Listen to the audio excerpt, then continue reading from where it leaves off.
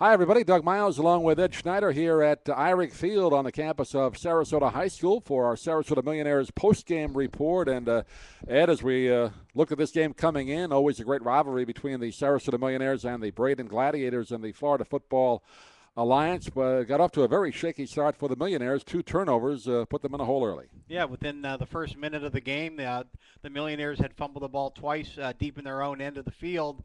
And give the Braden Gladiators credit, they were able to pick both plays up. One was a 15-yard return for a touchdown, one 5 yards, and 13 minutes and change left still in the first quarter. The Millionaires are already down 13-0.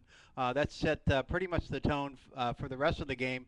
The Millionaires made an effort to get back into the game, but a late touchdown right before the end of the first half widened the lead to 27-10 for the Braden Gladiators, which ended up being the final score. Yeah, the lone touchdown for Sarasota today was scored by Mike Ford, a name a lot of people out there remember from his great high school career here in Sarasota, both with the Sailors and Riverview Rams. He ran a 23-yard touchdown, but then got injured later in the game and did not really factor too much the rest of the way. Millionaires also scored a field goal, 26-yard field goal. Those are only other points of the ball game. And again, the offense struggling last week with the 42-0 shutout to Orlando, and now they lose this afternoon to the Gladiators. Millionaires offense really struggling.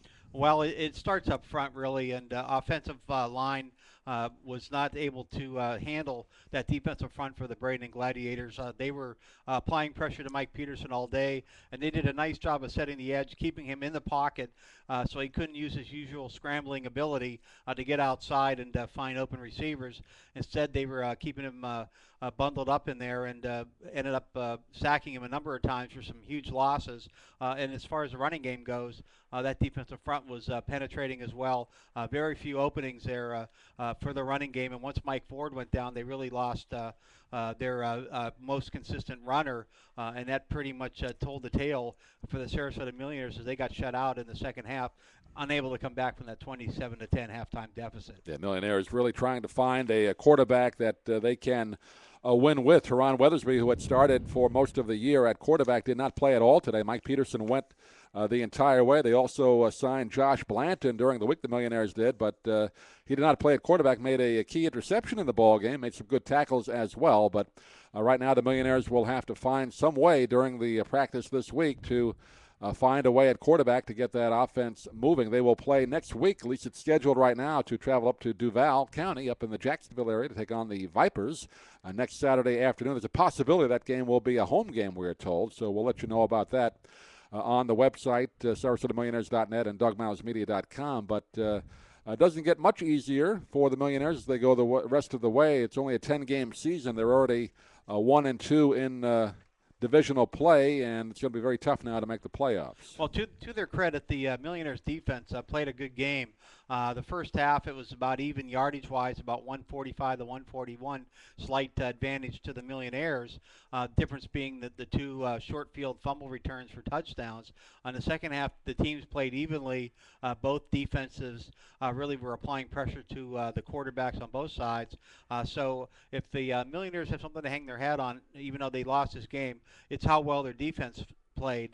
If they can sort some things out at the quarterback position and find a way to get a little more blocking up front and certainly get their big back next week, Mike Ford, that would make a difference and see if they can find a way to travel up to Jacksonville and come away with a much-needed victory. Marvin Moharris, as we said, on defense, the defensive captain for the Millionaires, had a very good game today, picked up a key first down at that point on a fourth down and made some big hits and big tackles like he usually does. But the Millionaires now fall to 1 up and 3 down on the year. The Gladiators remain unbeaten at 4-0 at the top of the NFC Central Division in the FFA, so they continue to make another run at a championship, a perennial contender for the league title.